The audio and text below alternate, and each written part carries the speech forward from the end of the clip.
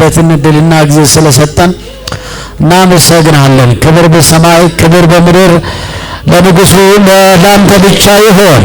አሜን። ከፍ በል ለዘላለሙ። አሜን። ምሕረትን ያገነንክልን የናዝሬቱ ጀግና ከፍ በል። ጊዜውን በስሙ ባርክልን። ጨለማ ሁሉ የተገፈፈ ይሁን። ስሙ በሚጠራበት ቃል በሚሰበክበት ጌታ እግዚአብሔር በክፋት የምነሳ የአውሬ ኃይል ከንቱ ይሁን። የዲያብሎስ ምሽግ በስሙ ኃይል የፈረሰ ይሁን። በቃሌ በመንፈስ እያንዳንዳችን አገኘን። ጌታ ሆይ ማንም ሰው ሳይባረክ ሳይለወጥ እንዳይወጣ ጸልያለሁ። የምንካፈለው ቃል ሕይወታችን ቢለውጥ ጸለይኩ። ክብር ለስሙ ይሁን በኢየሱስ ስም። መጽሐፈ ዳንኤል ትንቢተ ዳንኤል ምዕራፍ 4-5 እናውጣስ። ሁላችንም 5 አውጥተን ከዚህ ክፍል እንማራለን። ዛሬም ትንቢተ ዳንኤል መጽሐፍ መማር ከጀመርን በጣም ሰንበት ብሏል። ዛሬ 16ኛ ክፍል ነው በኔ ቁጥር። ስለዚህ ምን ያህል ተጠቃሚ እንደሆናችሁ ታውቁታላችሁ። እርግጠኛ ነኝ የጌታ ቃል በምንካፈልበት ለውጥ አለ። ስለዚህ ምዕራፍ 4ን ጨርሰን ምዕራፍ 5 ላይ ገብተን አምስት ራሱ ለሁለተኛው ቀን መጀመራችን ነውና ዛሬ ደግሞ በእነዚህ ወደ መጨረሻዎቹ ክፍል ላይ አተኩረና ጨርሰዋለሁ ማለት ነው። ዛሬ ምዕራፍ 5 ማለት ነው። ምዕራፍ 5 ስለዚህ ምዕራፍ 5 እንደምታውቁት ደግሜ ጥቂት ቁጥሮችን ላንብብላችሁና ከአንድ እንጀምር። ንጉሡ ብልጣሶር ለሺህ መኳንንቶች ትልቅ ግብዣ አደረገ። በዚህም በሺውም ፊት የወይን ጠጅ ይጠጣ ነበር። ብልጣሶር የወይን ጠጅ በቀመሰ ጊዜ ንጉሡና መኳንንቱ ሚስቶቹና ቁባቶቹ ይጠጡባቸው ዘንድ አባቴ ናቡከደነፆር በኢየሩሳሌም ከነበረው መቅደስ ያመጣቸውን የወርቁንና የብሩን ዕቃዎች አምጡ ብሎ አዘዘ። የዚያን ጊዜ በኢየሩሳሌም ከነበረው ከእግዚአብሔር ቤተ መቅደስ የመጡትን የወርቁን ዕቃዎች አመጡ። ንጉሡና መኳንንቱ ሚስቶቹና ቁባቶቹ ጠጡባቸው ይላል። ቁጥር 24 የወይን ጠጁን እየጠጡ ከወርቅና ከብር ከናስና ከብረት ከእንጨትና ከድንጋይ የተሰሩ አማልክትን አመሰገኑ ይላል። ምዕራፍ 5 ላይ ያየነው የጀመርነው እንግዲህ ንጉሡ ብልጣሶር ናቡከደነፆር ከሞተ በኋላ የነገሰው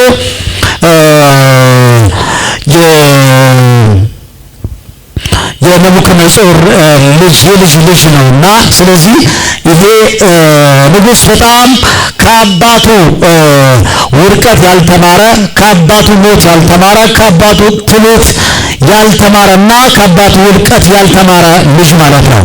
ከታሪክ ያልተማረ ታሪክ ይደግማል እንደሚባል ከአባቱ ያልተማረ እሱም ያንን ነው የደገመውና ስለዚህ በዚህ ትልቁ የተቀደሰው ላልተቀደሰው የማዋል ውጤት ነው እዚህ ጋር በብዛት የምንመለከተው። እንግዲህ ከሺህ መኳንንቶችን ጠርቷል። በጣም ግብዣው በጣም የ1000 ሰው የሚያስተናግድ አዳራሽ ውስጥ እየጠጡ እየጨፈሩ እየደነሱ የፈለጉትን እያደረጉ ባሉበት እንግዲህ በመጠጥና በሱስ መንፈስ በስካር መንፈስ ሰክረው አባቴ ከኢየሩሳሌም ያመጣቸውን እነዛ የተቀደሱ ዕቃዎቹን አምጡልንና እንጠጣ እንጨፍር እንደነስ የምልበት ታዩታላችሁ። ስለዚህ በራሱ በሱ ቤት ምን ማድረጉ ነው? አምላኩን ማቃለሉን መናቁን ነው የሚያሳየው። የእስራኤል አምላክ እኛ አሸንፈናቸዋልና ትናንትና አባቴ እነዛን አሸንፏቸው እስራኤላውያንን ከእስራኤል ከኢየሩሳሌም ወደ ባቢሎን ያመጣቸው አባቴ ነው። ስለዚህ ከዚህ በኋላ የእስራኤል አምላክ ምንም አይሆንም የሚል በትዕቢት ተሞልቶ በዚህ በተቀደሱ በተከበሩ በእግዚአብሔር ቤት ዕቃዎች ላይ ሲጠጡባቸው ሲጨፍሩባቸው እንመለከታለን። በዚህ ጊዜ በጣም የሚያሳዝነው ማን አመሰገነ ነው የሚለው ቁጥር 4 ላይ እየጠጡ ከወርቅና ከብር ከናስና ከብረት ከእንጨትና ከድንጋይ የተሰሩ አማልክት ምን አደረጉናል? አመሰገኑ፣ አወደሱ። ክብር ለነሱ ለግዙፎቹ፣ ለዓይን ለሌላቸው፣ ማዳን ለማይችለው፣ መናገር ለማይችለው ምን እየሰጣ ክብር እየሰጣ እያመሰገነ ታዩታላችሁና በጣም የሚያሳዝነው ይሄ ነው። ዛሬም በዓለማችን ላይ በመላ ዓለም ላይ ኢትዮጵያን ጨምሮ የምናገኘው ይህን ነው። ከንጉሱ ከአምላካችን ሊያድን ሕይወትን ሊያተርፍ ከሚችለው አምላክ ይልቅ በእንጨት የተሰራውን አማልክት ማምለክ፣ ከወርቅና ከእንጨት ከድንጋይ የተሰራውን አማልክት አምላክ አድርጎ ማምለክ፣ መስገድ፣ ለዛ ጊዜ ማጥፋት በጣም የተለመደ ነው። ከዚያም ጊዜም ጀምሮ ዛሬም አለና ይሄ መንፈስ ተመታ ይሆን። እንግዲህ ምን አይል ሰው ልጅ ራሱን ለማይሆን ነገር እንደሰጠ ታዩታላችሁ። አይን አለው የሚመልስ የሚያድን እያለ አይን ለሌለው ኃይል ለሌለው ሊያድን ለማይችለው ለግዙ ሲሰግዱ ሲጨፍሩ ጊዜውን ሲያጠፉ ታዩታላችሁ። አሁን ደግሞ ከመቼም ጊዜ ይልቅ በኢትዮጵያ ስትመለከቱ ወንጌል በኃይል እየሰራ ነው። በዛው ላይ ደግሞ ሰይጣን ጣዖትን ትኩረት እያደረገ እንዳለ ታዩታላችሁ። ምን አይነት አማልክቶች እየተመለከ እንዳለ እንግዲህ ኢትዮጵያ ተውጣው እንጂ በጣም የሚያሳዝን ነገር ታዩታላችሁ። አምላክ በሰማይ ያለ ሰማይን የፈጠረው ምድርን የዘረጋው አምላክ እያለ ከአምላክ ይልቅ ሌላው ማምለክ ማመስገን መስገድ የተከለከለ ነውና በዚህ ታዩታላችሁ። በዚህ ጊዜ ግን የተጻፈው ጽሑፍ ቁጥር 5 ስትተረቡ በዛ ሰዓት የሰው እጅ ጣቶች ወጥተው በንጉሱ ፊት በተለሰነው ግንብ ላይ በመቅረጹ አንጻር ጻፈው ይላል። እቺ ነው ዛሬ ትኩረት ምን አረገው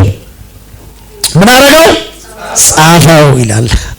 ጭፈራው ላይ ያለው እየደነሱ እየጠጡ እያለው እየተዝናኑ እያለው የፈለጉትን እያደረጉ እያለው ምክንያቱም ዙሪያቸውን ኢየሩሳሌም ቅጥር ማነው የባቢሎን ቅጥሩ በጣም የሚያስመካውና ማንም ጥሶ የሚገባ የለም። ጠጡ ደንሱ ብሉ በተባሉበት በዛ ግን የእግዚአብሔር ጣት ታየናል። አሜን አሜን።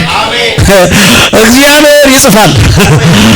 ምን አለ ይጽፋል። ማንም አይፈራም ጌታ። የኛ ጌታ ማንንም አይፈራም። ነገሥታት ላይ ይጽፋል፣ ነቢያት ላይ ይጽፋል፣ አገልጋይ ላይ ይጽፋል፣ ሰው ላይ ይጽፋል። እብርተኛው ትዕቢተኛው ለምን አደረገዋል? ይጽፍበታል። ጻፈው ይላል። ይሄ ጽሑፍ እንግዲህ ልክ እንደዚህ በአዳራሽ የሞላ ሕዝብ ማነው እየጠጣ እየጨፈረ ባለበት የሰው እጅ ጣት የሚመስል መጥቶ ጻፍ ሲያደርገው አሁን ይሄ መጽሐፉ ምን አደረገው? ንጉሱን አርበደበደው፣ አስጨነቀው፣ ግራ አጋባው፣ ጉልበቶቹ ተበረከረኩናል። ፊቱ እያዩት ጠቆረ። መልእክቱ ገብቶታል፣ ትርጉሙ አልገባም እንጂ። ምክንያቱም የሰራው ስራዎች ሁሉ ደግሞ ምንድነው ክፉ እንደነበረ ተረድቷል። የመጣውም ደግሞ ያ የሚጽፈው እጆች ሲሱ እያለ የሚጨፍር እያለ በዋነኝነት የተጻፈው ለሱ ስለሆነ ገብቶታል እና ጉልበቶቹ ተበረከረኩ፣ አቅም አጣ። ፊቱ እያዩት ይሄ ንጉሥ ሲጨፍር የነበረው ማንም የለም ከኔ በላይ ይል የነበረው ሰው አሁን መደንገጥ መፍራት ጀመረው። ሃሌሉያ! የነገሥታት ንጉሥ ማንም ያስፈራዋል። ጩናሚን በል እንጂ ሃሌሉያ! የኛ ንጉሥ ማንም ያርበደብደዋል። ንጉሥ ተባለው ኃይል አለው፣ ጦር አለው። እንግዲህ ተመክቶ ማንም የሚገርመው የባቢሎን ቅጥር ባለፈው ነው ያልመሰላመሰል ዛሬ በብዛት ማንሳት አይጠበቅብኝም እና የባቢሎን ቅጥር ማንም አፍርሶ ማንም ጥሶ መግባት ስለማይችል ከቅጥሩ አልፎ ደግሞ ዙሪያው ደግሞ በሐይቅ የተከበበም ስለሆነ ማንኛውም ሰው ይገባል ያፈርሰዋል ብሎ የሚያስብ ሰው ባልነበረበት የሰማዩ ከላይ መጣና ጻፈው። አሜን አሜን አሜን አሜን። የምድሩን ኃይል መቋቋም ይቻላል፣ ግን የሰማዩን ማን ይችላል? እግዚአብሔር ትልቅ ነው። ሃሌሉያ! ነገሥታትን የሚሽር የሚሾም የነገሥታትን ምን አደረገው? ጻፈው ይላል። በጣም የሚገርመው ምን አደረገው?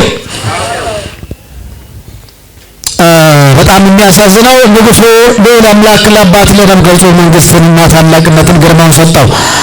ወደ ዳንኤል ጋር ስንመጣ እንግዲህ ጻፈውና ያ ጽሑፍ አስቸገረው። ከዚያ የተነሳ ምን ሆነ ይላል ወረድ ብሎ ስናነበው ተለወጠበታ። የዚያን ጊዜ የንጉሱ ፊት ምን ሆነ? ሐሳቡስ አስቸገረው። የወገቡ ጅማቶች ተፈቶ ሰውዬ የለም ወዮ። ጌታ የተባረከ። አዎ ቅድም ሲጨፍርበት የነበረው ንጉሥ ነኝ ስለነበረው ሲዝሙ ሲመራ የነበረው ሲያስደንስ የነበረው ሲያስጨፍራቸው የነበረው ምን ሆነ? ጅማቶቹ ተፈተው ይላል። አቅም አጣ፣ ተወለጋገደ። ምን ሐሳቡ አስቸገረው። ምን ነው ንጉሥ ምን ያዛ ምን ገባበት እያለት ነው። እና ከዛ ተለወጠበት፣ ሐሳብ ማስቸገረው። የወገቡ ጅማቱ ተፈቱ፣ ጉልበቶቹም ምን ሆኑ? ተበረከረኩ ይላል። ንጉሡ አሁን ወደ አስማተኞቹ ጋር መሮጥ፣ ችግር ሲመጣ መሮጥ፣ እዛ መሮጥ፣ እዚህ መሮጥ፣ ወደዚህ መሮጥ፣ ወደዛ መሮጥ። ፍቺው ማን ያምጣለት? የለም። ማን ያምጣ? የለም። ዋው በጣም የሚገርም ነው። እና በታላቅ ድምፅ ማነው ጅማቱ ተፈቱ። ከዛ ቃላተኞቹን ያስገቡ ዘንድ በታላቅ ድምፅ ንጉሡ ነውና ንጉሡም የባቢሎናውያንን ጽሕፈት ያነበባ ፍቺውን የሚያሳይ ሐምራዊ ግምጃ ይለብሳል። የወርቅ ማርዳ በአንገቱ ዙሪያ ይሆንለታል። በመንግስቱ ላይ ሶስተኛ ገዢ ይሆናል። ምክንያቱም የመጀመሪያ ገዢ ሌላ ነበረና እሱ ሁለተኛ ነበር። ከኔ በኋላ ሌላ ምን ይሆናል? ገዢ ይሆናል ይላል። የሚገርም ነው። ምን ይሆናል? ሌላ ግን ሶስተኛ ገዢ ይሆናል። እና ከዛ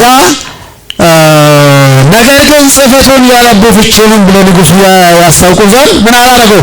አልቻለም። ማንም ሊችል የሚችል ሰው ታጣ። አሁንም መፍትሄ ጠፋ። ከዛም ጊዜ ንጉሡ ብልጣሶር እጅግ ደነገጠ፣ ፊቱም ተለወጠበት፣ መኳንንቶቹም ደነገጡ። ንግሥቱም ስለ ንጉሡና ስለ መኳንንቱ ቃል ወደ ግምጃ ቤት ገባች። ንግሥቱም ተናገረችው፣ እንዲህ አለችው፣ ንጉሡ ሺህ ዓመት ንገሥ። ሐሳብ ያስቸግር፣ ፊትም አይለወጥ፣ የቅዱሳን አማልክት መንፈስ ያለበት ሰው በመንግሥት ውስጥ አለ። አሜን። በአባት ዘመን እንደ አማልክት ጥበብ ያለ ጥበብና ማስተዋል እውቀት ተገኘበት። አባት ንጉሡ ነቡከደነፆር ሕልም ተርጓሚዎችና አስማተኞችን የከላዳውያን ቃላተኞችን አለቃ አደረገው። መልካም መንፈስ እውቀትም ማስተዋልም ሕልምን መተርጎም እንቆቅልሽን የመግለጥ የተቋጠረው መፍታት ንጉሡ ስሙን ብልጣሶር ብለው የሰየመው ዳንኤል ተገኝቷል አለው። አሁንም ዳንኤል ይጠራ፣ እርሱም ፍቺውን ያሳያል አለችው። በዚህ በተቸገረበት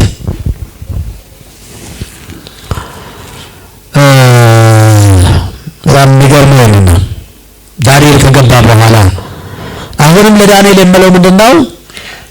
ይህንን ሕልም ለተረጎመልኝ ሰው እንዲደረግለት ነው። ግን ዳንኤል አደረገው ምንድነው? እነዚህ ጾታ ለራስ ያርማን በራስ ሌሎች ታቸው እኔ አልፈልገውም፣ ነገር ግን ፍቺውን እነግርሃለሁ አለው። ጌታ ይባረክ። ደስ አይልም? ስጦታ ለራስ ያርገው ወይ ሌላም ስጠው፣ ግን ፍቺው ምን አደርጋለሁ? አሳያለሁ። በነፃ ማለት ነው፣ ገንዘብ የሌለበት በነፃ እነግርሃለሁ። ንጉሥ ስለሆንክ ከአንተ እጅ መንሻ ፈልጌ አይደለም። በዚህ ሰዓት ዳንኤል የሚታለልበትም ዕድሜ አይደለም። ወደ 65 ዓመት 80 ብቷል፣ ከ65 በላይ ነው እንግዲህ። ስለዚህ ዳንኤል ከልጅነቱ ጀምሮ አምላኩን እያስከበረ ያ ያለፈው ሕይወት አሜን፣ ያ ያለፈው ማንነት፣ ያ የነበረው ሕይወት አሁንም ቀጥሏል። ይታባል። ክርስትና እንደዚህ ነው። ክርስትና ከልጅነት የጀመርከው ሕይወት እስከ ዕድሜ ፍጻሜ ድረስ መቀጠል አለበት። አሜን። በዚህ ጋር አንድ ነገር ልንገራችሁ። ሰዎች ክርስትና እንደ ቀልድ በሚያደርጉበት በዚህ ዘመን ክርስትና እስከ መጨረሻ የምትሉበት መንገድ ነው። አሜን ነው። የሆነ ነገር እስኪሆንላችሁ የምታራውጡበት ጉዳይ አይደለም። አሁን ያለው ክርስቲያን የሆነ ነገር እንዲሆንላቸው ማራውጡ ነው። እዛ መሄድ ከዛ ትምህርት ሲፈጸም የለው ቸርች የለው። ለዚህ መሆን የለበትም። ክርስትና በልጅነት ጊዜ ያመነውን የያዝነው በጎልማሳነት ጊዜ ደግሞ መቀጠል ነው። በሽምግልና ጊዜ ምን ማድረግ ነው? መቀጠል ነው። ሃሌሉያ። ክርስትና እንደዚህ ነው። አሜን ነው ወይ? ይሄዳል። ንቅንቅ ሊል አይገባም፣ አይችልም። ምክንያቱም በነቡከደነጾር ጊዜ እንኳን የሚያስገድል ሁኔታ በነበረ አሁንማ የመንግስታቸው ማብቂያ እየደረሰ ነው። አሁን እያለቀ ነው። ወደ ማለቂያ እየደረሰ ባለበት ሰዓት ላይ እንኳን ዛሬ አይደለም ያንን የሰው ፍንግጭ የማይል ሰው። ሃሌሉያ። ምክንያቱም መሰረቱ የማይነቃነቅ እውነተኛ ነበር። ዛሬም እውነተኛ መሰረት ያላቸውን ሰይጣን ሊነቀንቃቸውን፣ አጋጋሪ ሊያነቀንቃቸው፣ ሊመታቸው አይችልም። አሜን በሉ እንጂ። ትክክለኛ መሰረት ካላችሁ ምንም ቢመጣ ብለን ዘምረናል። እንዲህ ምንም ቢመጣ ብሎ ዘምረው ጥቂት ነገር ሲመጣ እንኳን ተሸውሏል። ምንም ቢመጣ ብሎ የዘመሯቸውንም ያየናቸው ነው። ምንም ቢመጣ ትድር ቢመጣ ያሸንፈዋል። ያ የዘመሩንም ማለት ነው። ምንም ቢመጣ አንተም ጌታ ያለው ሁሉ ብር ካልመጣ አልመጣም ወደ መባል ደረጃ መድረስ አለበት ነውና ምንም ቢመጣ የሚባለው የቀን የመድረክ ጨዋታ መሆን የለበትም ክርስትና። አሜን። ዛሬ ያዛችሁትን ጌታ ይዛችሁ የምትቀጥሉበት የምታልፉበት እስከ ዕድሜ ፍጻሜ ድረስ እስከ ዕለተ ሞታችሁ ድረስ የምትቀጥሉበት እንጂ የሆነ ሰዓት አሁን ያለው ሸዋጭ ክርስቲያን የሞለበት በዚህ ዘመን ላይ ያጭ የሞለበት አታላይ የሞለበት አስመሳይ የሞለበት ቃል ቀይሮ ቋንቋ ቀይሮ በቃ ትንቢት እናንተን ብቻ አሳሪ በሞለበት ትክክለኛ ህይወት ይዘህ ቀጥል። አሜን። ጩናሜን በል እና ዳንኤል በዚህ ጊዜ ስጦታ አላታልለውም አላማረለው። ልብ ስጦታ አይደለም እሱ ይፈልጋል። ኧረ ችግር የለውም እሱ ጋር እኔ አሁን ዛሬ እንኳን ዛሬ አይደለም ያንም እንኳን አልፈለኩም። ያኔ በወጣትነት ጊዜ 17ቶቹ እንኳን ያልታለልኩ ሰው ዛሬ በ80 ዛሬ በ60 እንዴት እንዲህ አይነት ህይወት ጌታ ይስጠን። አሜን አሜን አትልም? አሜን። በጣም የሚገርመው ንጉሡ ዳንኤል እነዚህ የተነገሱ ደቂቃዎችን ለነቡከደነጾር ጊዜ እግዚአብሔር በእጁ አሳልፎ ሰጠው። ቢሆንም ግን ያልተገለገሉባቸው ናቸው። ነቡከደነጾር አልነካቸውም። እነዚህ ዕቃዎች አመጣቸው እንጂ በግምጃ ቤት አስቀምጦታል። ይሄ ግን ደፋሩ ድፍረቱ ይሄ እንጂ እኮ እነዛ አልነኩትም። የሚገርመው ብልጣሶር ግን በአባቱ ዘመን የሆነውን እግዚአብሔር ታላቅነት ቢያውቅም ለእግዚአብሔር የተለየውን ዕቃ ለራሱና ለማልቱ ክብር ለማዋል አላመነታም። ዳንኤል ግን ይህን ሀሳብ በቁጥር 5 18 20 እና 22 ላይ በሚከተለው መንገድ ገልጾታል። ንጉሥ ሆይ ይለዋል። ንጉሥ ሆይ 18 ኃይለ 18 ንጉሥ ሆይ ልዑል አምላክ ለአባት ለነቡከደነጾር መንግስትንና ታላቅነትን ክብርንና ግርማን ምን አደረገው? ሰጠው። አባቱን ዘመን ነው እያስታውሳለሁ። ለአባት ለነቡከደነጾር ክብርን፣ ታላቅነትን፣ ስልጣንን ምን አድርጎታል? ሰጥቶታል። ሰጠው። ግርማ ስለሰጠው ታላቅነት ወገኖችና አሕዛብ በልዩ ልዩ ቋንቋ የሚናገሩ ሁሉ በፊቱ ይንቀጠቀጡና ይፈሩ ነበር። የፈቀደውን ይገድል፣ የፈቀደውን በሕይወት ያኖር ነበር። የፈቀደውን ያነሳ፣ የፈቀደውን ደግሞ ያዋርድ ነበር። ልቡ ግን በታበ በኩራትን ያደርግ ዘንድ መንፈሱን በጠነከረ ጊዜ ከመንግስቱ ዙፋን ምን አደረገው ይላል? ተዋረደ ይላል። ክብር ሰጥቶት ነበር፣ ስልጣን ሰጥቶት ነበር፣ ግርማ ሰጥቶት ነበር። ነገር ግን ልቡ ታበና በክፋት ተሞላና ከዚህ የተነሳ ምን ሆነ ይላል? ተዋረደ ይላል። ወገኖቼ ትዕቢት ከመጣ ውርደት ነው የሚመጣው። የመጣ ነገር ታዲያ ትዕቢት ከመጣ ምን ይመጣል? ጽፈት ይመጣል። ጽፈት ይመጣል። ተዋርዳለህ የሚል ጽፈት ነው የሚመጣው። ምንም ጥርጥር የለውም። እግዚአብሔር ነገሥታት ላይ ጽፏል። አፍሪካ ላይ፣ አሜሪካ ላይ፣ አውሮፓ ላይ ማናቸውም ላይ ጽፏል እግዚአብሔር። አገልጋይ ትዕቢት ሲመጣ በትዕቢት ሲወጠርበት ምን አድርገዋል? ጽፈት ነው የሚመጣው። ከዚህ በኋላ ይቀንሳል። ከዚህ ፊት ሲሰውራል ይላል እግዚአብሔር። እንደዚህ ነው የሚያደርገው። አንድ ጊዜ አገልጋይ ሲያምጽ ይላል። አንድ አገልጋይ ምን አደርጋል ይላል? ከህዝቡ ሞገስ ያነሳዋል ይላል። አገልጋይ ሞገስ ያነሳዋል፣ ተቀባይነት እንዳያገኝ ያደርገዋል። ዛሬ የሚጨፍር አገልጋይ ዛሬ ትዕቢተኛ የሆነ ሁሉ አገልጋይ ህዝቡ ፊት ሞገስ ካጣ አለቀለት። እውነት እኮ ነው።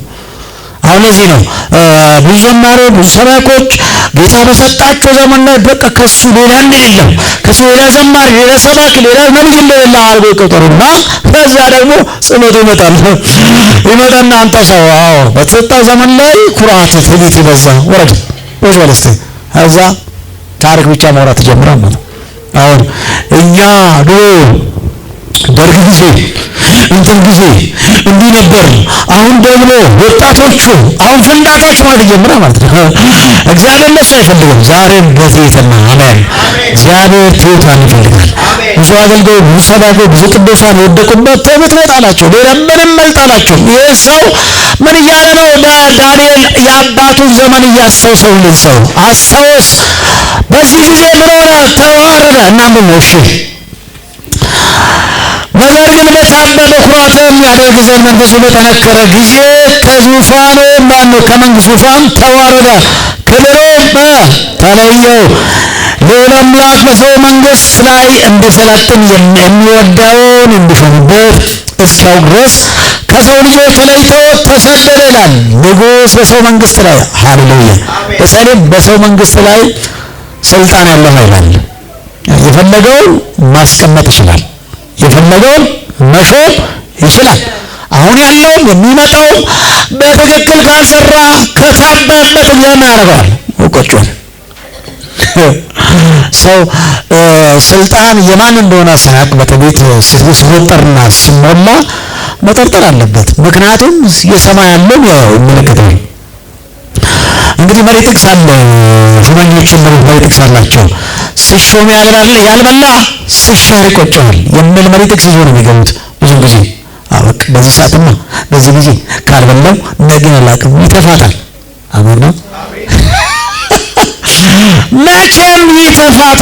እንደዚህ ነው። ለምን ካለ እግዚአብሔር በሰጣቸው ዘመን በእውነት በጽድቅ በታማኝነት በነገራችን ላይ ስልጣን የሚመጣው ከላይ የሚመጣው ስልጣን ጊዜያዊ ነው። ደግሞ አደራ ነው። አገልግልበት እንጂ ሰልጥንበት አይደለም። አገልጋይ መሪ እንጂ እግዚአብሔር ሁሉ ጊዜ የሚፈልገው። ስለዚህ እንደዛ ነው የሚያደርገው። እና ታዲያ በዚህ ጊዜ ምንድነው ይሄ ሰው ክብሩ ተለየው። ልዑል አምላክ በሰው መንግስት ላይ እንዲሰለጥን የሚወደው እንዲሾምበት እስኪያውቅ ድረስ ከሰው ልጆች ተለይቶ ምን ሆነ? ተሰደደ። በሰው መንግስት ላይ ምን አለው? እግዚአብሔር ስልጣን አለው። ስልጣን ከላይ ነው የሚመጣው። አሁን ያለው መንግስት ከእግዚአብሔር የተሰጣቸው ነው። ማንም ብቻ በዚህ ዓለም ላይ የተሾሙ መሪዎች ከእግዚአብሔር ናቸው። ምክንያቱም ራሱን የሚያስቀምጠው ጊዜ ሲያበቃ ራሱን የሚሾመው። ምክንያቱም በሰው መንግስት ላይ ምን አለው? ስልጣን አለው። ባይሆን ስልጣን ያዘው ካለ የሚለቅ ይመስላችኋል? አይለቅም። እንደሱ ባይሆን እንደው ስልጣን የያዘ አካል የሚለቅ ይመስላችኋል? መቼም አይለቅም። ለዚህ ነው ጌታ ገለል በል ይላል። የአፍሪካ መሪዎቻችን ካየነው ከዘራ ይዘው እንኳን አለቅም አይደለ? አለቅም ስልጣን ነው። ስልጣን እንኳን የሀገር መሪዎች አይደል? የቤተክርስቲያን መሪዎችም ስልጣን ላይ ከባድ ናቸው። ደህና ናችሁ? የቤተክርስቲያን ሽማግሌ የነበረው ሰው ባለፈው ነገር ላይ ከመካኒሱ መስለኛል የሆነ ቸርች ይመስለኛል አይ ቲንክ እና ከስልጣን ወረደት መሪ የነበረው ሰው ከዛ ሰውዬ ማህተሙን ይዞ ጠፋ። የቤተ ክርስቲያን ማህተም ይዞ ጠፋ። አለቀም ነው ምን እንዳለ ምንም እኮ እንትን የለውም እኮ አገልጋይ ነው። ትንሽ ብርም አለው ያው የትራንስፖርት ግን የቤተ ክርስቲያን ሽማግሌ ደሞዝ የለውም። በነፃ ነው የሚያገለግለው። ማህተሙን ይዞ አለቀውም እያለ አረሰምና በስንት ዘመን በሰከስ እና እንዲህ ናቸው። እና ስለዚህ ለዚህ ነው እግዚአብሔር የሁሉንም የመግዛት አቅም ያለው በላይ በሰማይ እሱ ትልቅ ነው። አሜን። ይሄን እያስታውሰው ነው። አባትም በዚህ በነበረው ጊዜ ተሰደደ። መኖሪያውን ከአውሬ ጋር አደረገ። ጥፍሩ ደግሞ ምን ሆነ? ልክ እንደ ንስር ሆነ። አካሉ ምን ሆነ? በሰማይ ጠልቆ ረሰረሰ። አላወቅኩምን? ያንን እንደፈታ አስታውሶ ይላል። እስኪ ነው ክብሩ ተለየ ነው እስኪያድረስ ከሳኦል ልጆች ተለይቶ ተሰደደ። ልቡም እንደ አውሬ ልብ ሆነ። መኖሪያው ከምድረ ባዳ አህዮች ጋር ነበር። እንደ በሬ ሳር በላ። አካሉ በሰማይ ጠል ረሰረሰ። ብልጣሶር አሁን ወደዚህ እየመጣ ነው። አካሉ በሰማይ ተረሰረሰ ማለት እኮ የሰማይ በረከቶች ስለወረዳሉ። ይሄ ሆምሌስ ሰዎች ታውቃላችሁ፣ መንገድ የለም ቤት የላቸው መንገድ ላይ የሚዞሩ እነዚህ ጨርቃ ጨርቅ ለብሶ ምናምን ወይ ጽማቸው ምናምን እንደቆሸሸ በጉራን የሚያዙ ልክ እንደነዛ ነው ነው ወራቸው ጠፋ። ኢየሱስ ያድናል። እና ስለዚህ ልክ እንደነዛ ነው የሆነው። በቃ እንደዛ እንደ ንጉሥ ነበረው በስንት መከራ እንኳን መድረክ ላይ የሚወጣው ሰው ታጅቦ የሚወጣው ሰው እንዴት እንደዚህ ጎዳና እንደሚያደርሰው እንደዛ ይሆናል። እግዚአብሔር እንደዛ አደረገው። ምክንያቱም እግዚአብሔር ትዕቢት ሲመጣ ውርደት እንደሚመጣ ማወቅ ያስፈልጋል። እግዚአብሔር ከትዕቢት መንበር ያውጣል። ትዕቢት ልብሳን በትንሹም በትልቁም መታበያ ያስፈልግም፣ ትህትና ነው የሚያስፈልገው። ታዲያ ንጉሥ ምን ሆነ? ብልጣሶር አንተም ልጁ ስትሆን ይህ ሁሉ እያወቅህ በሰማይ ቤት ላይ ኮራ እንጂ ልብህ ምን አላረክም? አላዋረድክም። ልንገርህ አለው ጀግናው የእግዚአብሔር ነቢይ፣ ልንገርህ ልብ እኮ ይሄን ሁሉ ምን እያወቅኸው ከታሪክ አልተማርከውም። ነገር ግን ያን እያወቅኸው ልብ ኮራ በማለት በእግዚአብሔር ላይ አቤት አቤት አቤት። በእግዚአብሔር ላይ መኩራት ይቻላል። በእግዚአብሔር ላይ መታበይ ይቻላል። በእግዚአብሔር ላይ ማጉረምረም ይቻላል። እግዚአብሔር መናቅ ይቻላል። አዎ ልብ ኮራ። ስለዚህ በጣም የሚገርመው ልብ ኮራ። ታዲያ ምን ሆነ? ኮራ እንጂ አላዋረደም። የመቅደሱን ዕቃዎች በፊት ያመጡ። አንተም መኳንንቱን ሚስቶቹን ቁመቶቹን የወይን ጠጅ ጠጣችሁባቸው። ከብርና ከወርቅ ከናስና ከብር ከእንጨት ከድንጋይ የተሰሩትን ማየትን የማይሰሙትን የማያውቁትን አማልክት ምን አደረግ ይላል? አመለከ ይላል። አመለከ እንዲህ የማይሰማው አሁን እንዴ ብለህ ብትናገር ሰው ይነጫነጫል። አንዳንድ አገልጋዮችም የማይሆነው ሲባል ደግሞ ለምን ሰው አከበረው? አንድ ነቢይ ሰሞኑን ምን አየሁ መሰላችሁ? ምንድነው ያሉት? እንግዲህ የኛ አገልጋይ ትንሽ መድረክ እያገኘን ስንሄድ ትዕቢታችን አይጣልና ሌላ አገልጋይ ያጥላላ ሰማው። ምንድነው ሰው እኮ አክብሮ የያዘውን ታቦትን ዕቃ ኮልኮል እያላችሁ አታጥላላቸው ይላል። የኛ ነቢያት ናቸው እንደዚህ የሚለው። በቃ የሆነ ክብር ሲያገኙ ትዕቢት እኮ ነው። ልክ አንዳንዶቹን መውቀስና አንዳንዶቹን ልክ ከኢትዮጵያ ኦርቶዶክስ ቤተክርስቲያን የሆነ ሞገስ ለማግኘት ይመስለኛል እንደዚህ የሚለው። እንደዚህ አታርጓቸው የሚል እናያለን። ዳንኤል ጣዖት ነው ይላል። ጣዖትን አመለከ። ለማን እያለ ያለው? ለንጉሥ እኮ እያለ ያለው። ሰላም ናችሁ? እየሰማሽ ነው እናቱ ጉዳይ ነው። እየሰማሽ ነው ይላል። ዳንኤል ጣዖት አመለከ የሚለው ለማን ነው? ለንጉሥ እኮ ነው እያለ ያለው። በቃ ምንም ነገር ምክንያቱም እሱ በአባቱ እንኳን ስልጣኑ ረጅም ጊዜ በገዛው በአባቱም ዘመን እንኳን ትክክለኛ ሕይወት ኖሮ የሚያውቅ አሁንም እያለ ያለው ንጉሥ ነው። እያመለከ ያለው ጣዖት ነው። አሁን ዛሬ ህገ መንግስቱም ቢሆን የሳይኖትን ከስመን ብዙ ነገር መናገር አይቻልም። እሱ ግን እያመለከ ያለው ምን ነው ታውቃለህ? ጣዖት ነው እያመለከ ያለው። ወንድም ጣዖት እያመለክ የእስራኤል አምላክ ላይ እየኮራ እስከ መቼ ትቀጥላለህ? ሱፉ ሳይመጣ ምን ቴቄል ፋሬስ ሳትባል ተመለስ። ሳምን በልጅ ሃሌሉያ። እንደዚህ ነው እንጂ ልብ ለምን ይኮራል? የሰማይ አምላክ ልብ እየኮራ ጣዖትን አምላክ እያደረግ ከእንጨትና ከወርቅ የተሰራውን አምላክ እያመለክ የሰማይ አምላክን እንዴት ታባርረዋለህ? እንዴት ትኮራለህ? ልብ ይወስዳል። ስለዚህ ዋው እንዲህ አይነት ትክክል የምናገር ነቢያቶች ይዙልን። ጩባጩና መንገድ እንዲህ አይነት ትክክል የምናገር ጣዖትን ጣዖት ነው፣ እውነት ነው ውሸትን ውሸት ነው፣ ትክክል ነቢያቶች ይዙልን። ከኮልኮሌ ያለፈ ማለት ከቁሳ ያለፈ ከቁሳቁስ ያለፈ ከምናምን ያለፈ ከሎሽን ያለፈ ህይወት እና እንደዚህ አይነት ህይወት ይብዛልን። ታዲያ አመለከ እና ለሰም ከእንጨትና ከድንጋይ የተሰሩትን የማያዩትን የማይሰሙትን የማያውቁትን አማልክት አመሰገን። ትንፋሽንና መንገድን በእጁ የያዘውን አምላክን አላከበርከውም። ምን ያዘው? ትንፋሽን እንጨት እያመለክ ትንፋሽን መንገድን የያዘውን አምላክ እንዴት ታዋርደዋለህ? እንዴት አታከብረውም? ሰው እንጨት እያመለከ ትንፋሹን ሰው ልጅ ሁሉ ይሞታል አይሞትም? እንደ ጀግና የተባለውን ያልሞትም የሚል ሰው አለ? ሰው እንኳን በፖሊስ ተጠብቆ እየሞተ አይደል? በቃ እየተጠብቆ ነገሥታት ሲሞቱ እንዴ ነው ፖሊስ አለ ዙሪያ ላይ ማንም አይገባም በተባለበት ስንትና ስንት ዘብ ባለበት ሰው እየሞቱ አይደል? ለምን? ትእዛዙ ከላይ ነው። መንገድንና እስትንፋስን የፈጠረውን የያዘውን አምላክን ረሳኸው፣ አላመለከውም፣ አላከበርከውም። እግዚአብሔር ያከበሩትን ያከብራል። ሃሌሉያ! ነፍሴ እግዚአብሔር ነው፣ ሥጋዬ እግዚአብሔር ነው፣ እስትንፋሴ እግዚአብሔር ነው። ያንን ግን የፈጠረው አምላክ ምን አላልከውም? አላከበርከውም። ምንጨርስ ነው። ኢየሱስ የተባረከ እየተገለልኩ ነው። ምን አላልከውም? አላከበርከውም። በእጅ የያዘውን አምላክ አላከበርከውም። ስለዚህ የእጁ ጣቶች ከእርሱ ዘንድ ተልከዋል ይላል። ስላላከበርከው፣ ስላዋረድከው፣ በአምላኩ ላይ በሰማይ ቦታ ላይ ስለኮራበት እነዚህ ጣቶች ምን ሆነዋል? ኧረ ተልከዋል በላል። ኧረ በስመ አብ አትሉ ምን ሆኗል?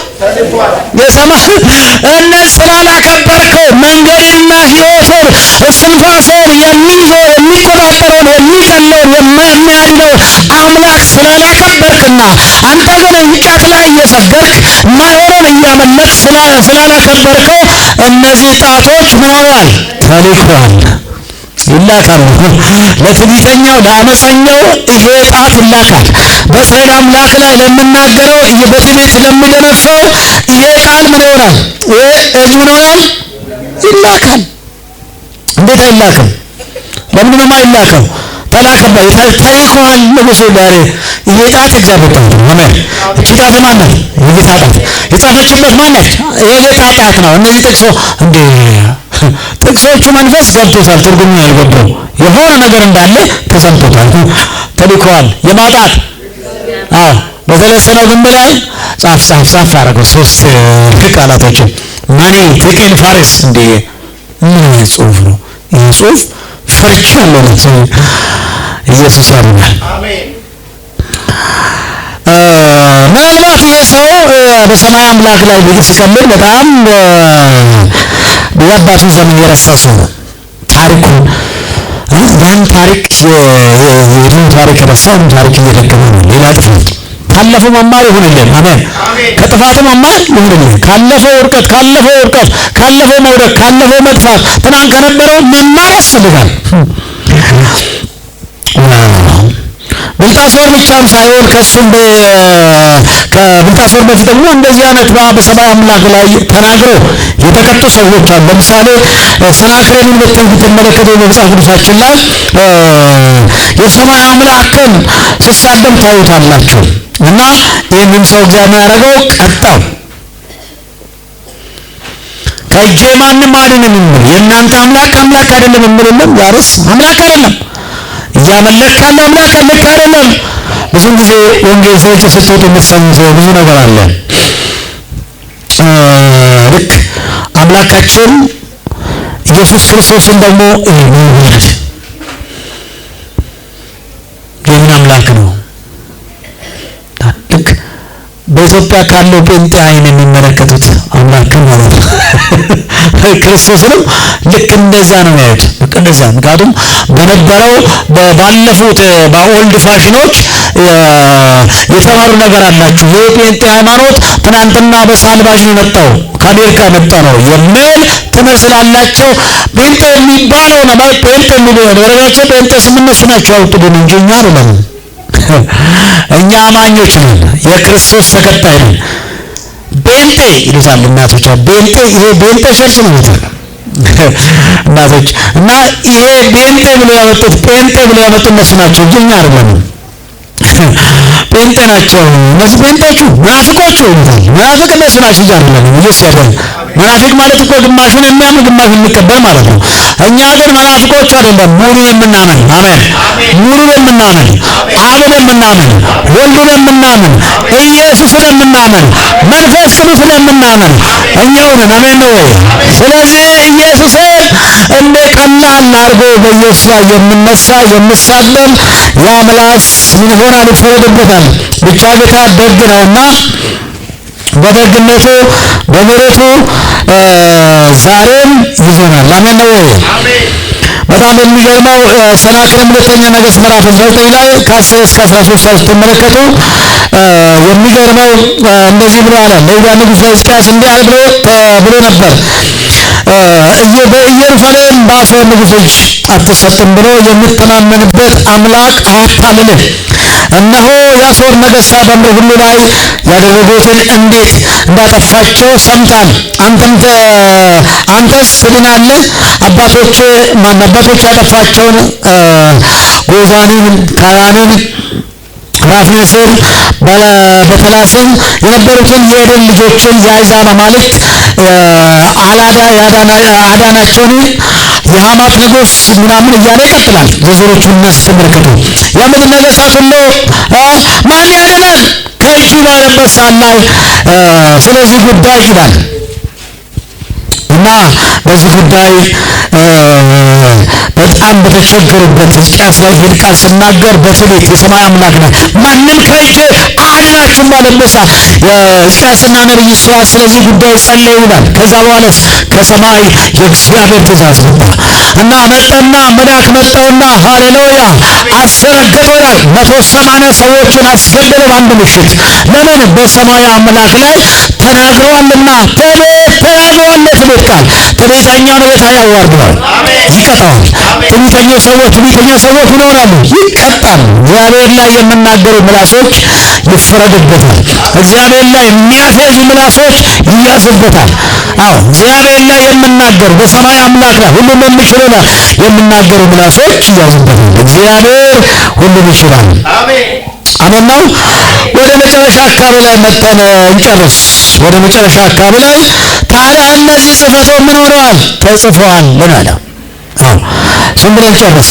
ተጽፈዋል። የጻፈውን ጽሑፍ መኔ፣ ቴቄል፣ ፋሬስ ይለዋል። ነገሩ ፍቺ ነው ይላል። 3 ፊደል ሳይጻፍ መጠንቀቅ ያስፈልጋል። ከላይ ትእዛዝ ሳይወጣ ሳይጻፍ ይሄ ሰው በእምነት አቆም በቃ ካለ በቃ ይሄ ከመሆኑ በፊት መስተካከል ያስፈልጋል። እና እነዚህ ፍቺ ምንድነው? ጻፈው ጽሕፈት መኔ፣ ቴቄል፣ ፋሬስ ይላል። ፍቺው የነገሩ ፍቺ ነው። መኔ ማለት እግዚአብሔር መንግስትን ምን አደረገው? ቆጠረው፣ ፈጸመው ማለት ነው። ምን አደረገው? መንግስትን አሁን ቆጥሮታል። ምን አድርጎታል? ፈጽሞታል። ፈጸመው ማለት ነው። ቴቄል ማለት በሚዛን ተመዝና ቀለም ተገኘ ማለት ነው። ቴቄል ተመዘንክ፣ ምን ሆነ? ተገኘ፣ ቀለ ተገኘ። ሚዛን የለውም። እንዲህ ስትነሳ ስትመዘን ቀለ ተገኘ። ታዲያ ሶስተኛው ፋሬስ ማለት መንግስት ተከፈለ። አማና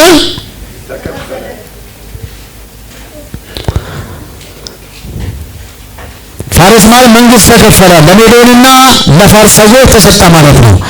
የዛን ጊዜ ብልጣሶር ለዳንኤል ሐምራዊ ግምጃ እንዲያለብሱት የወርቅ መርዳም ባንገቱ ዙሪያ እንዲያደርጉለት አዘዘው። በመንግስቱ ሁሉ 3ኛ ገዢ እንዲሆንም አዋጅ አስነገረ። በዚያን ሌሊት ከለዳውያን ንጉሥ ብልጣሶር ተገደለ። ሜዶናዊውን ዳርዮስ መንግስቱን ወሰደው። ዕድሜውም 62 ዓመት ነበር ይላል።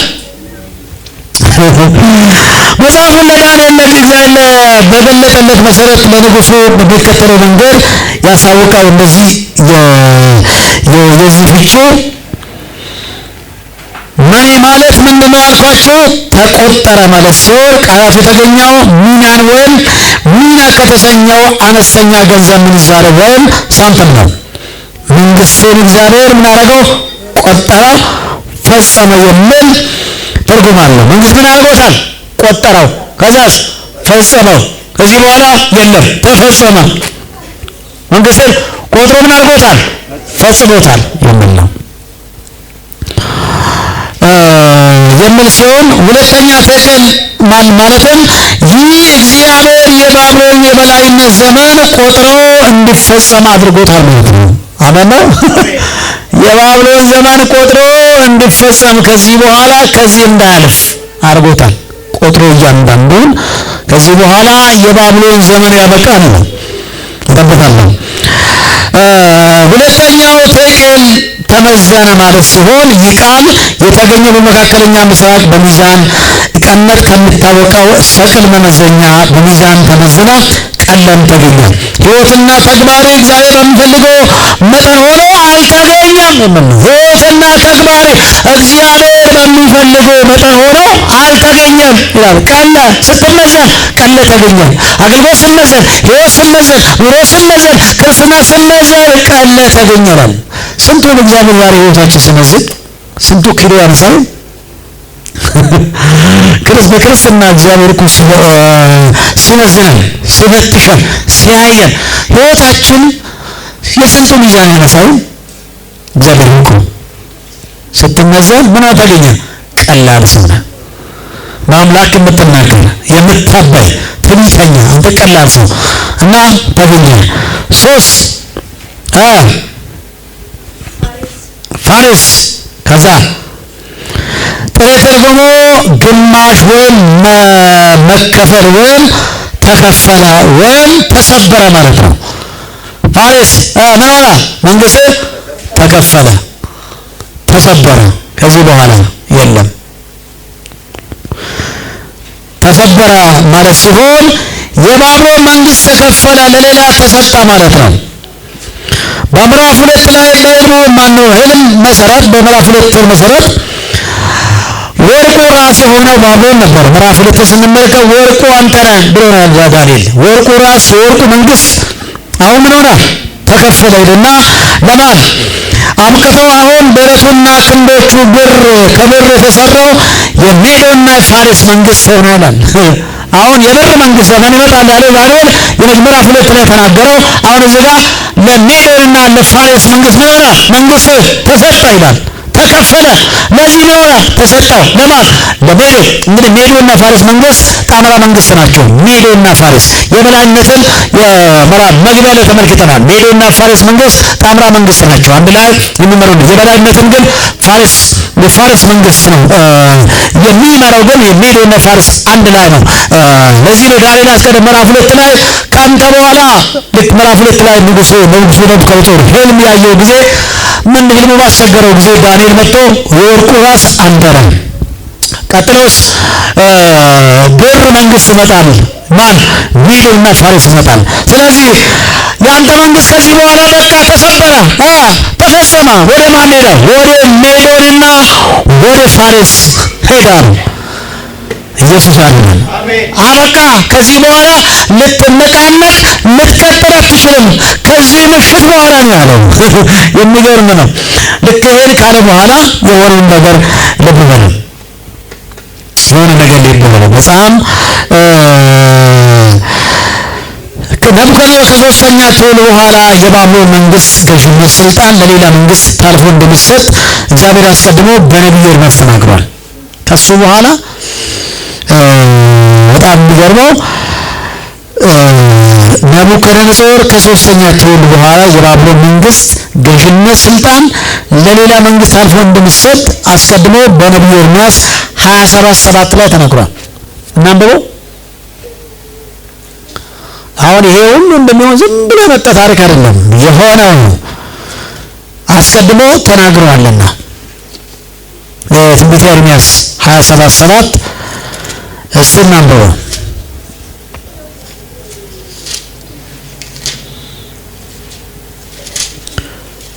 27:7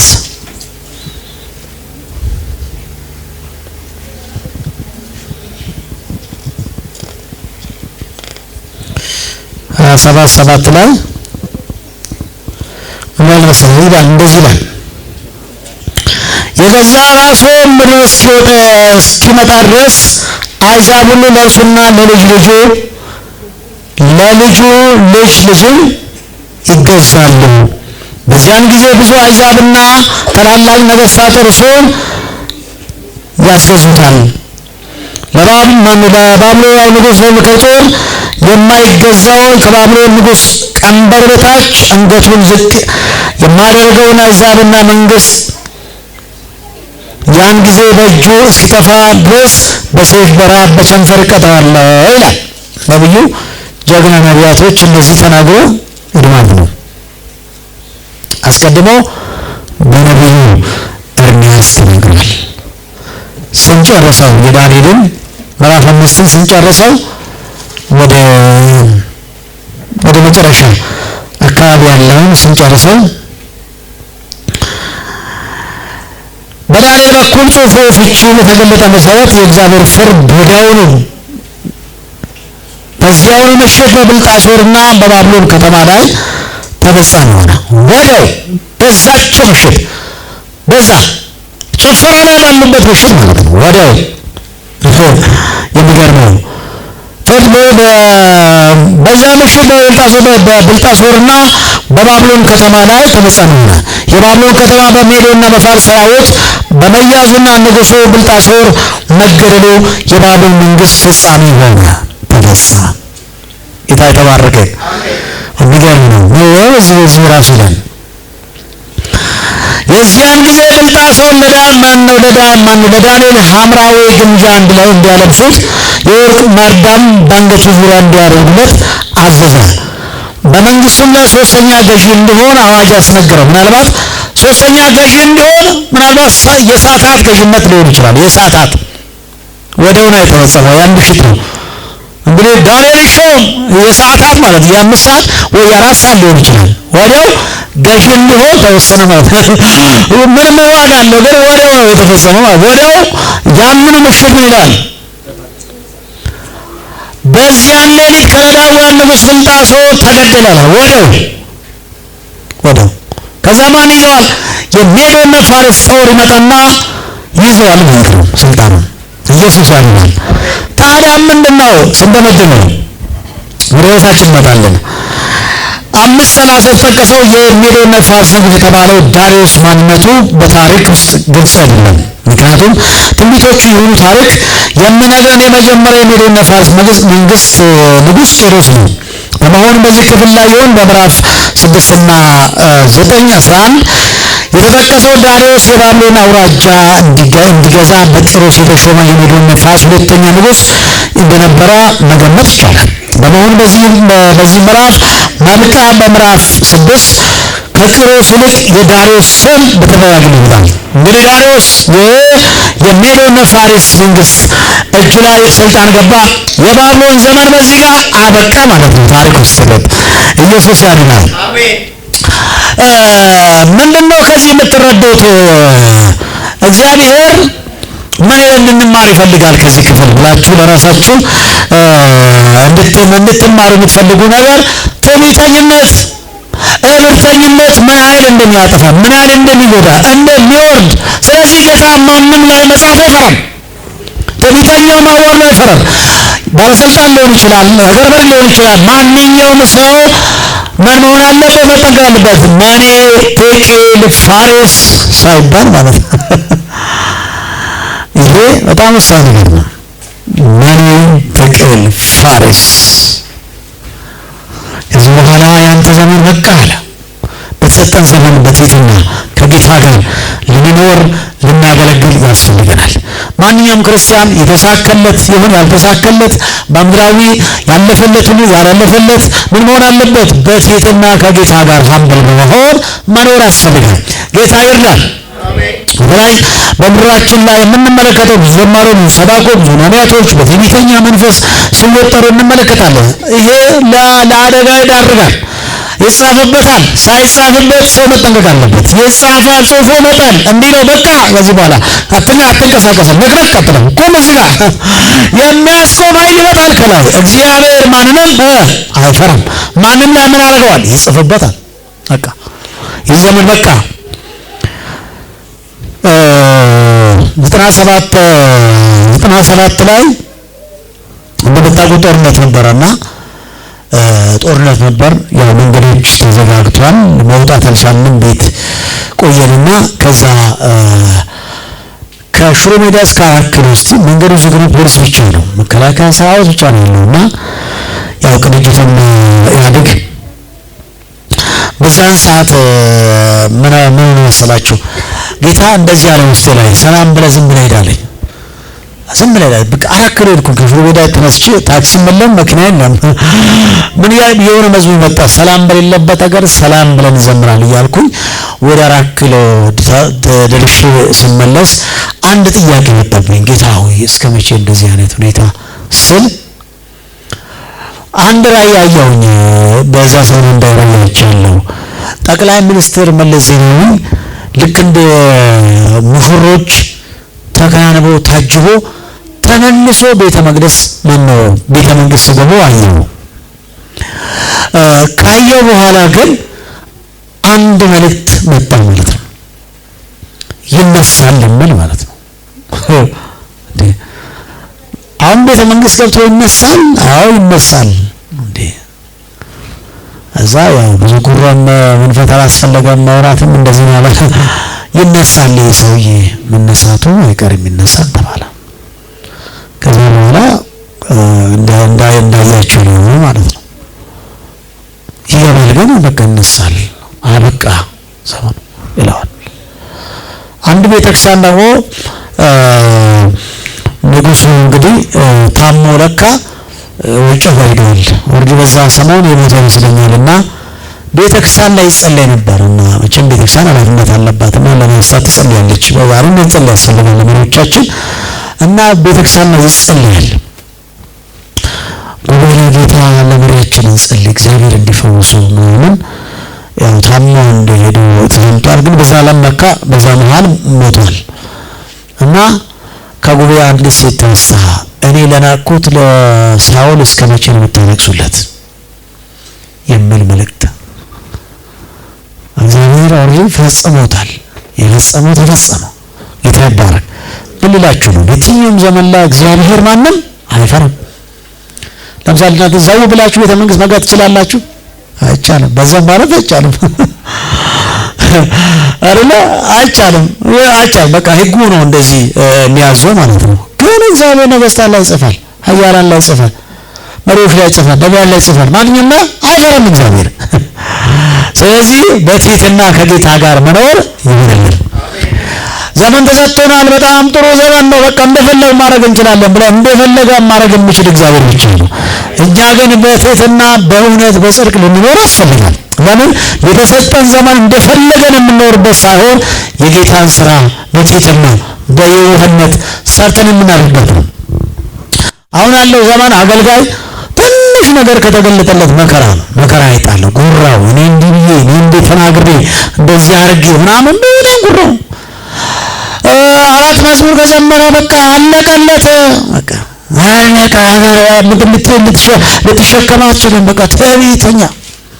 ብዙ ዘማሪዎች እንሰማለን በየቦታው ሲጋበዝ አይመጣ። ባለፈው አንድ ነገር በየነገረኝ እንደና 15000 ባንክ አስገቡልኝና እመጣለሁ። እሱ ላይ ይጻፍበታል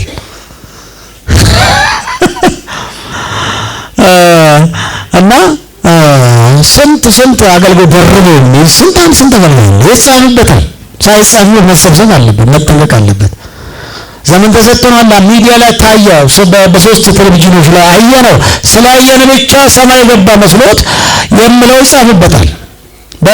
ብርን ብቻ አስገባ 15000 ካላስገባችኋል የሚል ዘማራ ቀጣ ደግሞ 15 አይደለም 5000 ሳይገባለት ይቀራል። ነገ ለምን ያገለግላል? አሜን።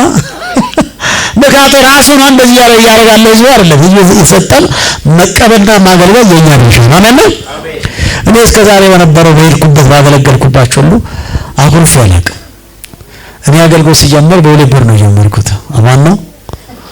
ዘማሪ ስለነበርኩ ሰባክና ዘማሪ ይለያያልና እኔ ለመዝሙር ነው የሄድኩትና ሰባኪ ያለ ከኔ ጋር አንድ ሰባኪ ያለና ሳምንቱን ሙሉ ከዓርብ እስከ ሰኞ አገልግለን ሰዓት ለብሶ ይዙ እንዳንጣራ ላይ ወጡ ሰዎች ነበር መንፈስ ማለት። ከዛ ስንት በሰጠን ጥሩ ነው ብር 50 ለሰይልም ለኔ ብር 50 ለሰባኪውስ 2 ብር በቃ ለሰይልም 2 ብር ይዘህ ነው በቃ 2 ብር እዚህ ጋር ነው የምታረገው። ምንም ጥሩ ነገር የለም። የምትገዛውም ስለሌለ ዳቦ በነገራችን ላይ 2 ብር እኮ ዳቦ ይገዛል። ከሆነ ከተማ እየመጣን የሆነ ከተማ ከሆነ ገጠር እየመጣን የሆነ ከተማ ስንደርስ ዳቦ በሻይ አመና 1 ብር ምን ዳቦ በሻይ ነው የምንበለው፣ ሌላ ምንም አያስፈልግም። እሱም ጥቅም በልተህ ሻንጣን እዚህ ጋር ተሸክመህ ትሄዳለህ። ያ ዘመን ደስ ይለኛል። አሁን ካለው ከክፋት ዘመን ደስ አይልም? ዘጠናዎቹ ነው 80ዎቹ ጋር ወረድ ስትለው ያ ዘመን ደስ ይላል። አሁን ካለው አሁን 10,000 ብር አሁን ዘማሪ ሰገጥ ተጋብዛለህ 10,000 ትሰጠዋለህ።